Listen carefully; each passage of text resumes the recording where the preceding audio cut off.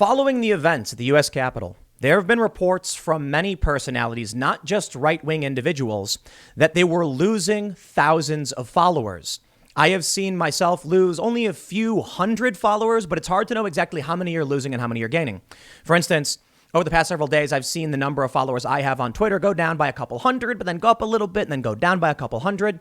And it may actually end up being 1,000 or so, but it could be that I lost 10,000 followers and then gained 9,000 more. Hard to know for sure. But even some individuals like Barry Weiss, formerly of the New York Times, tweeted that she lost around 4,000 before deleting the tweet. Another personality, Christopher Rufo, said around 2,000. We don't know exactly why these accounts are being removed, what they are, who they are, or why, but there's certainly some speculation. Based on what we're seeing, my personal opinion is that these are likely smaller accounts for individuals who are probably tweeting support for what happened in Washington, D.C., and thus they are being banned. Many people are losing followers, but it's not like it's a million people. It may only be actually 5,000 people, but they followed a bunch of similar personalities. It could also be that Twitter is just doing a blanket purge of anybody who might get close to supporting what was going on. And we're seeing some pretty serious actions. On my IRL podcast just 2 nights ago, the chat was disabled by YouTube. Now, I tell you, they say there was concerns about incitement. And there are a lot of comments that get really close to it generally on the internet. In fact, I have a comment from the Gravel Institute, a leftist organization, praising the tactic of storming the Capitol, saying they absolutely would be in favor of it, which says to me, escalation, ahoy, boys. But anyway, we can only do so much when it comes to the internet in terms of moderation. So when you see these actions taken that would outright ban users for rhetoric, when it's in the tens of thousands, that's beyond the control of one person running a YouTube channel or a Twitter account. And thus, I think what we're seeing now is a mass purge of conservatives. It's not just these issues.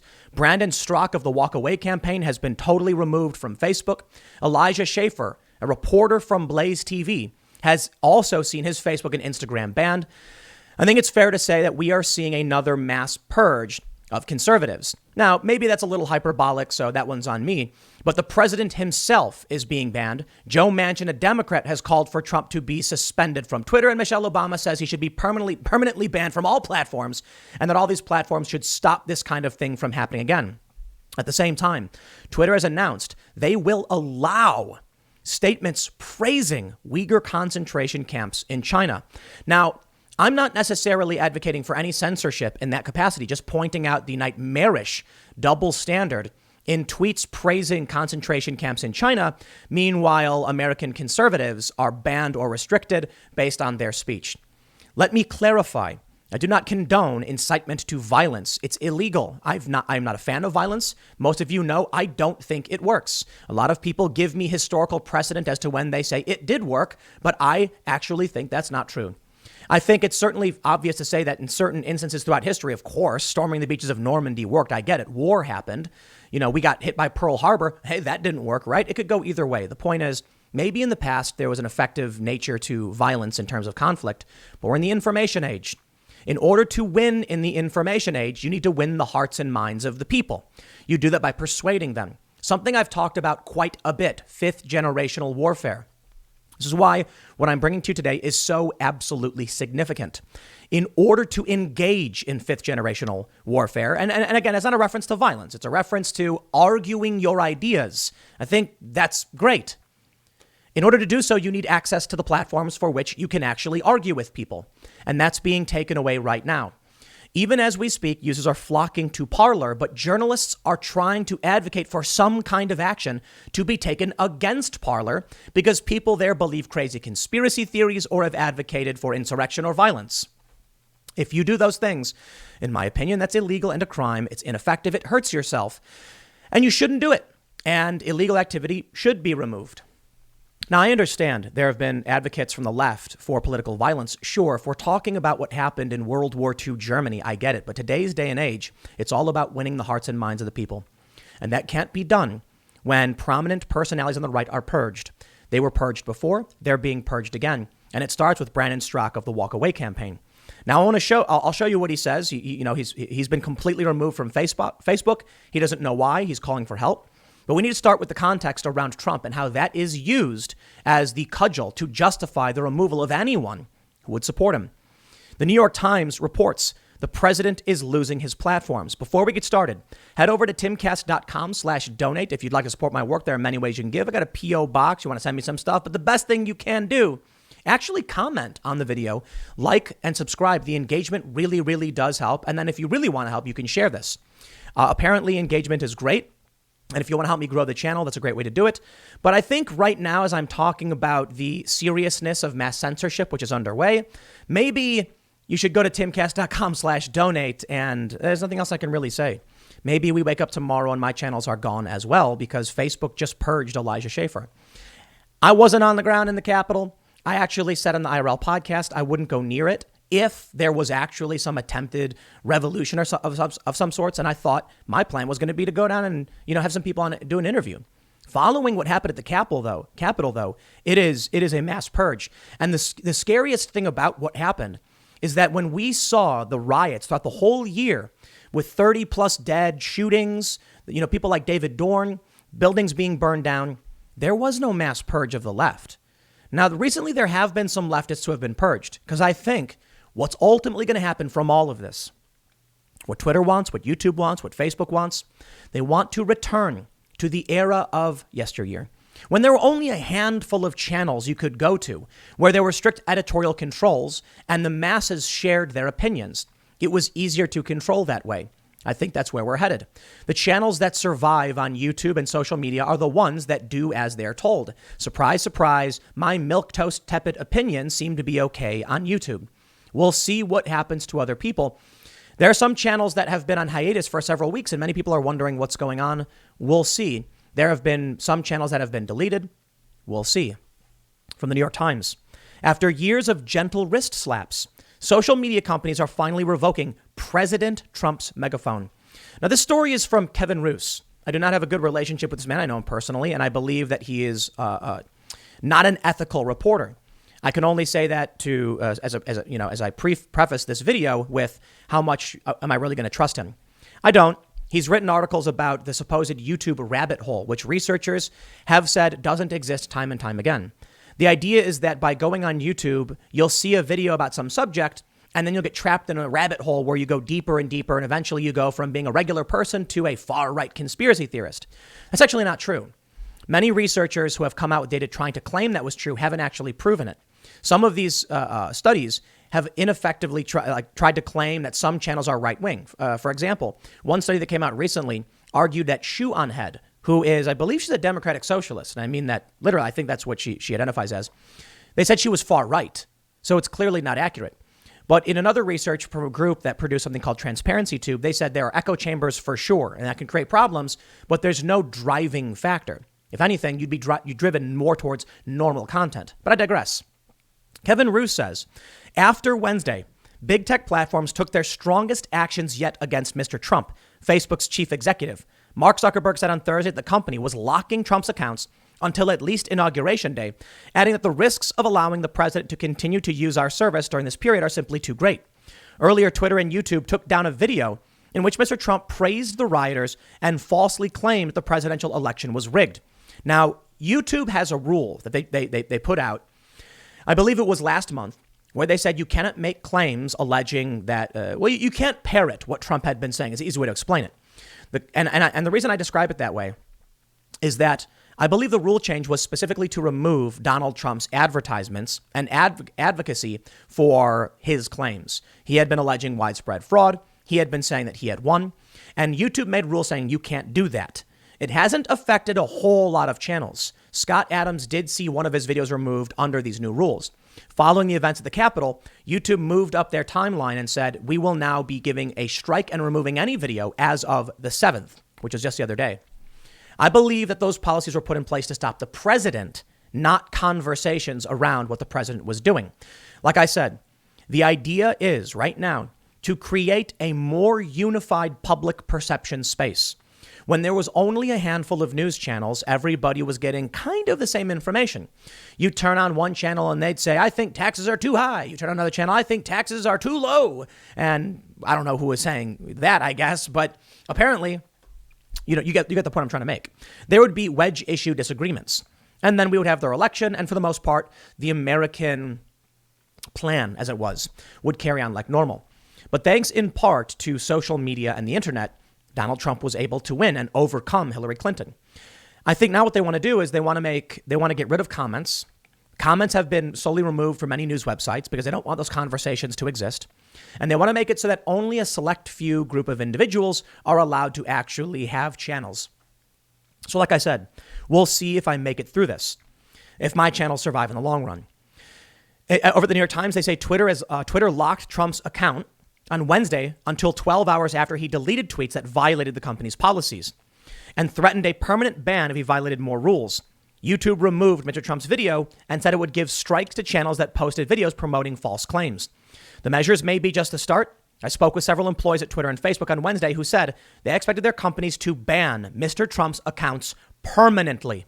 There is simply too much danger of continued violence stemming from his posts. And these employees who would speak only anonymously because the internal discussions were private, and few expect that a temporary timeout will be enough to dissuade him from fanning the flames. These people are still alive. They still exist. Alex Jones has his own particularly prominent platform. But to be fair, it is true. Alex Jones saw a major decline in traffic after he lost access to the big social media platforms. You can argue that it's a good thing because certain ideas are allowed to prevail and other ideas aren't. The problem is that's an authoritarian worldview. And if you're an authoritarian, I suppose it makes sense. If you believe in freedom, liberty, and individual rights, you would probably disagree with that. Case in point, I do. But as many on the left try to claim it's been effective, it's not, okay? What you need to understand is these people don't just vanish. They continue to express their ideas, but now they're angrier and unrestrained. If they went, when they went to Alex Jones and told him he was going too far, he toned things back. There was one famous moment in his clip, one of his clips while he was during the time frame of his banning, where he made a figure of speech and then he walked it back saying, no, I mean that figuratively. Think about it. If the big networks just went to him and said, listen, do not say these things, okay? Then they could have had some control. Instead, they nuked him. What happened? Well, Alex Jones went and made his own platforms. And now he's getting substantial amount of views and it's unrestrained. No arguments, no pushback, no fact checking, nothing. It was the wrong move. And these people think it will get better when they do this. It won't. Over at CBS 2 Pittsburgh, they say West Virginia Senator Joe Manchin says President Donald Trump should be banned from Twitter for the next 14 days. Manchin responded saying 12 hours is not sufficient. He is a danger to our democracy and should be banned from Twitter for the next 14 days. Well, a temporary suspension. I have to wonder what Trump said explicitly that would warrant the suspension. Herein lies the next big challenge in the censorship. I think Trump's tweet was awful. I really do. And the more I look at it, the more I'm like, man, not good. Because he said something to the effect of, this is what you get when you steal, when you take a historic and the sacred landslide away from the people, go home and in peace, never forget this day. It wasn't a direct incitement. But at this point, the president of the United States needed to make a stronger statement. Now, he went out and he did. He did. He made a statement. He posted it on Twitter. And he said he condemns the violence. He condemns the people who stormed in. Not everybody who went to the Capitol stormed in, mind you, but there was a decent amount. There are videos of people yelling heave and like shoving through rows of cops. And there's videos of police literally opening the doors and letting people in, saying that they agree to their right to protest. It's really weird stuff. I digress. I think it was a mistake for everybody. I don't think it should have happened. And it was a failure from everybody, from the mayor of D.C. to Trump to the people who went inside. That's a fact. And it only hurt their cause. But more importantly, Trump didn't come out explicitly saying do anything. They're trying to claim he did because he said protest in D.C., be there. They're trying to claim he did because he said we're going to the Capitol. What they're arguing now is something called stochastic terrorism, where they argue that Trump knew they would do something. There's a famous piece of art that shows a match standing at a podium with the fire, which looks like Donald Trump's orange hair. And he's giving a speech to a bunch of angry cartoon bombs. That's the point they're trying to make. That while Trump himself doesn't explicitly say do something, they know that he's lighting the spark, which will eventually trigger that explosion. The danger there is that the big tech companies who are unaccountable now have the authority to remove politicians from the public sphere and from the conversation. And they can do it on the pretext of, but what if what you said causes harm? And that's where we're heading. Beyond what Manchin said, Michelle Obama wants social media companies to permanently ban Trump. And as I already noted in the New York Times story, as much as I don't trust this individual writer, he's saying that Twitter and Facebook is talking about permanently banning Trump, and we all seem to think that will be the case. Now, I know I've gone back and forth a little bit. I've said it's entirely possible that come the 20th, they nuke his channels. But I'm not entirely convinced because Trump is making money for these platforms. Before Trump came around, Twitter was losing money and it was really, really bad. But I'll say this. At this point, considering what happened in the Capitol, I think they're going to nuke him permanently. Outside of the president, we're seeing the severity. Brandon Strzok runs the Walk Away campaign. The goal of the campaign is to convince people to walk away from the Democrats. He's now been permanently banned. He tweeted this. Facebook has removed the Walk Away campaign and has banned me and every member of my team. Over 500,000 people in Walk Away with hundreds of thousands of testimonial videos and stories is gone. Facebook has banned everything related to Walk Away. And he posted a screenshot. Your account has been disabled. They say for more information, please visit the health center. The help center. Your account was disabled on January 8th. If you think your account was disabled by mistake, you can submit more information. Maybe he will get things back. We'll see. They say in an email he posted, a message from Facebook. Hello, your page Walk Away Foundation has been removed for violating our terms of use. A Facebook page is a distinct presence used solely for business or promotional purposes. Among other things, pages that are hateful, threatening, or obscene are not allowed. We also take down pages that attack an individual or group or that are set up by an unauthorized individual. If your page was removed for any of the above reasons, it will not be reinstated. Continued misuse of Facebook's features could result in the permanent loss of your account. Well, as we now learned, it has been. Elijah Schaffer tweeted, Facebook and Instagram have permanently suspended me from their platforms without explanation. It was mostly just pictures of my wife, dog, and memories of my mom who recently died. Big tech is relentless. Reporting the truth is now illegal. Elijah Schaffer was smeared in many stories where, this one, for instance, YouTube reportedly let Trump supporter profit as he tweeted from the Capitol. They say, the world watched years of toxic Trumpism come to a terrifying head Wednesday as Trump supporters stormed the U.S. Capitol in a bid to undermine free and fair elections.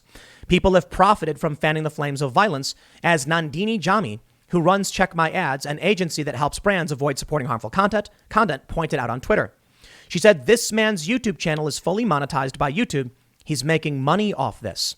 They go on to say that Schaffer is a right-wing personality on the Glenn Beck-founded outlet Blaze TV.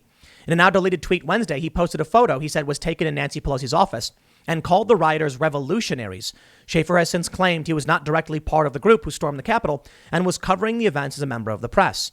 Elijah Schaffer is a member of the press, but he does have his own political opinions. This is another area where they start to mix the line. Elijah Schaffer says that he is credentialed. To the extremely dishonest slanderers, I have a federal congressional press license, and police did not have a problem with me reporting on the events. How else do you think I wasn't arrested and allowed to leave and cross police lines? Some of you guys don't get how this works. Like I said, in fifth generational warfare, in order to actually be involved in the propagandizing, the sharing of information, the persuasion, you need the accounts to do it. Elijah Schaffer is a journalist.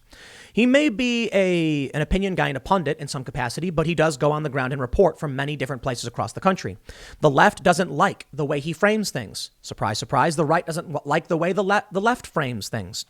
The left is now trying to argue that he is somehow not there in the capacity of a journalist, but he was. Nandini Jami says, confirmed, Calm is no longer sponsoring the YouTube channel of the guy who broke into Nancy Pelosi. Thanks, I guess, too little too late. But is it fair to say he broke in when he's a media personality with press credentials? I certainly don't think so. And this is where we're heading. Now, initially, in this tweet, Bari Weiss, formerly of the New York Times, said that she had lost around 4,000 followers. Christopher Rufo says, I'm down 2,000. I think it's partly a dramatic moment with a lot of crossing opinions. Could also be that Twitter is deleting a lot of accounts. I believe that when we're seeing these Elijah and Brandon Straka being purged. But more importantly, why I would call this a mass purge, because Brandon Straka, he had 500,000 people following that. They've all been wiped out from this channel. It's just gone. So that's a massive purge. Now, I don't know if all of the people associated with it have been banned. He said they did. So again, maybe it'd be a little hyperbolic to say mass purge for now. My response to Rufo was, I'm betting it's tons of people cheering on what happened getting banned, but also a mass purging of accounts in general. For now, we don't know exactly what's going on, but it's going well beyond just social media. Tom Elliott tweeting about CNN. Tom is the founder and editorial of Grabian Media and Newslist.co. He tweets, CNN's Oliver Darcy is going after cable companies for carrying Fox News. In a newsletter, I believe this is the newsletter that comes out from reliable sources on CNN. Tom says, Oliver Darcy writes, somehow these companies have escaped scrutiny and entirely dodged this conversation. That should not be the case anymore. After Wednesday's incident of domestic terrorism on Capitol Hill, it is time TV carriers face questions for lending their platforms to dishonest companies that profit off of disinformation and conspiracy theories. After all, it was the very lies that Fox, Newsmax, and OAN spread that helped prime President Trump's supporters into not believing the truth, that he lost an honest and fair election. Yes, Sean Hannity and Tucker Carlson and Mark Levin and others are responsible for the lies they peddle to their audiences. But the TV companies that beam them into millions of homes around the country also bear some responsibility, and yet we rarely, if ever, talk about them. Tom says, this is why I posted that supercut yesterday of media personalities endorsing violence. Oliver is trying to use Wednesday's events to deplatform conservative media outlets, despite CNN and MSNBC doing far more to contribute to today's charged political environment. In another post that came presumably from reliable sources, they write, I asked all of these companies for comment on Thursday. I asked them if they have any guidelines governing the content that they carry on their platforms. I asked them if they have any regret over carrying right-wing channels that were in many ways partly responsible for what took place in our nation's capital. Only CenturyLink provided a comment saying it was committed to providing a variety of broadcast channels covering thousands of topics, and that as a company does not endorse specific media or outlets. He says AT&T, Verizon, Comcast, Charter, and Dish did not. They chose simply to ignore the questions. At least Facebook, Twitter, and YouTube and others have acknowledged they have some responsibility for the content they host, and they have very clearly posted community guidelines on their websites for all to see. Why do we expect any less of TV companies? More is coming. More is coming. The censorship will affect the chain links. It's not just about whether or not Twitter will ban you. I believe they'll come for Parler very soon. On Parler, there are many people saying things that are, in my opinion, very crazy. Conspiracy theories. They think Trump hasn't conceded. It's deepfakes. He did. It's over. Like I said, man, 99.99%. It's going to be Joe Biden. He's going to be sworn in. They're going to count the votes. It's going to happen. In order to prevent something like we saw yesterday, I believe there needed to be sort of some kind of reconciliation. Like Josh Hawley or Ted Cruz objecting and calling to hear the evidence.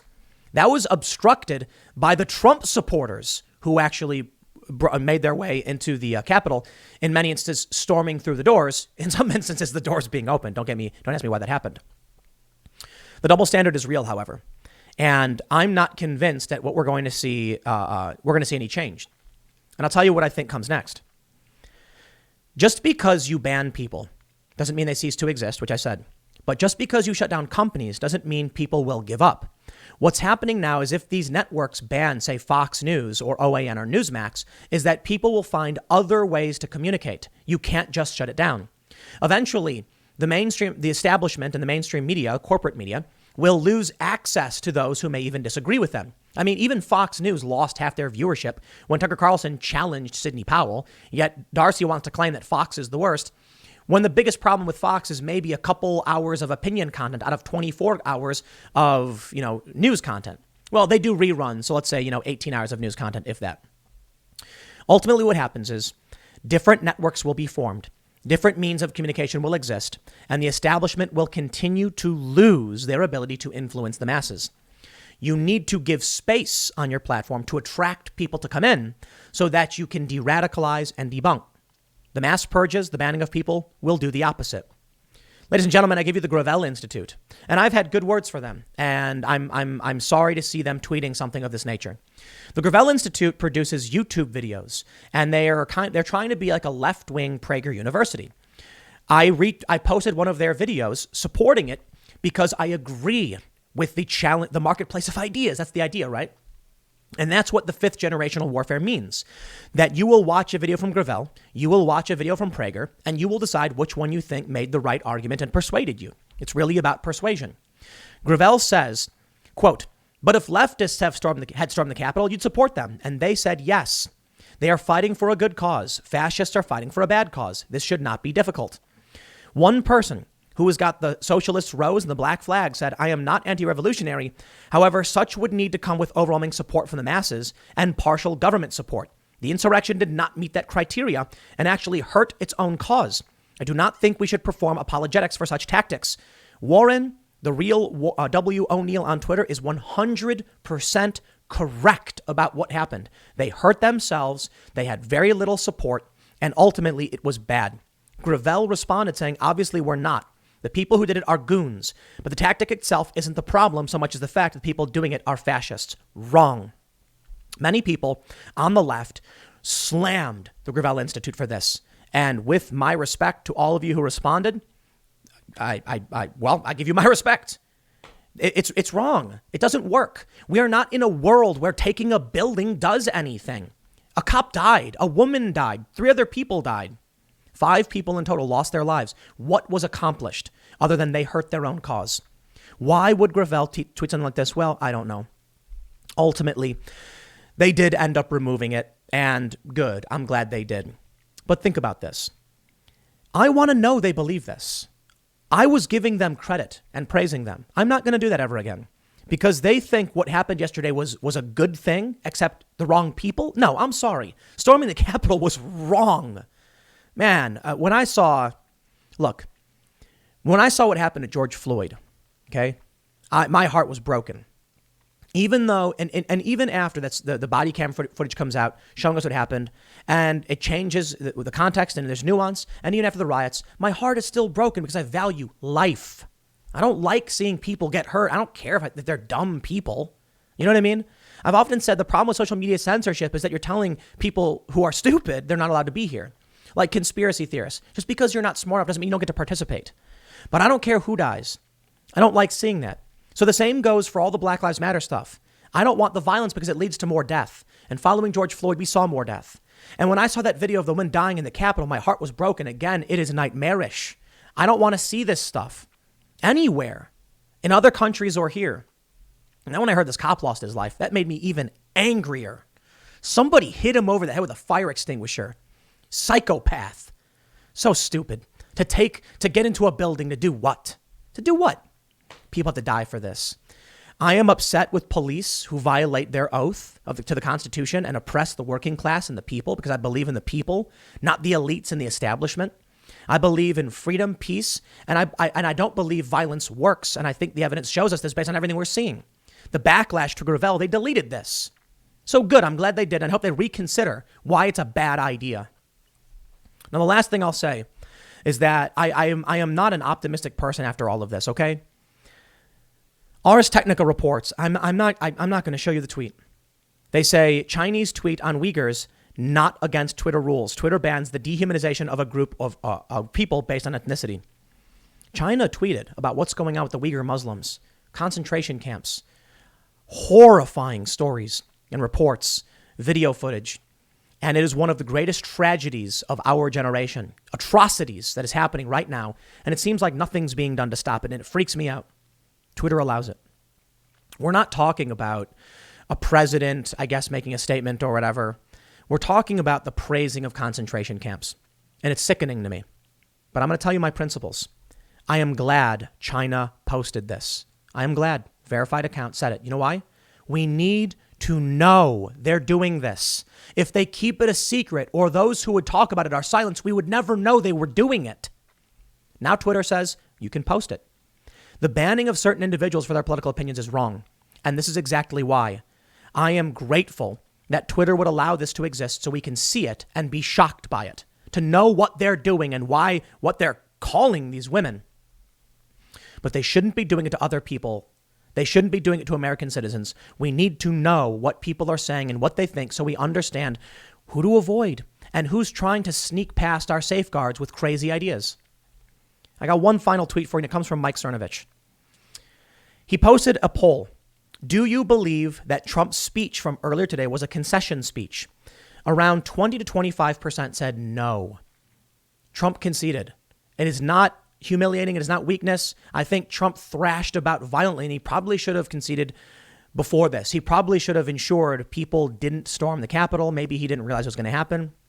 He should have condemned it immediately because they obstructed the objection process, which was good for him, for his followers, for the people who support him and what he believes in. Mike says, if you're among 25% who voted no, I love you, and it's time to move on. Go home to your families, sign off, unfollow anyone who led you to think this way. It's all good. People miss you.